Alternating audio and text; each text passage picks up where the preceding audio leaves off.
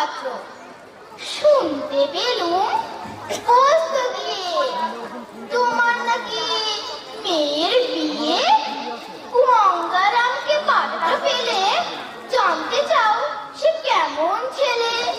মন্দ নয় সে পাত্র ভালো, রং যদিও বেজায় কালো। তার উপরে মুখের গঠন অনেকটা ঠিক বেচার মতন। বিদ্যে বুদ্ধি বলছি মশাই, ধন্যী ছেলের অধ্যবসায়। 19টি বার ম্যাট্রিক এসে ঘায়েল হয়ে থামলো শেষে। বিষয় আশায় গরিব বেজায়, কষ্টে সৃষ্টে দিন চলে যায়।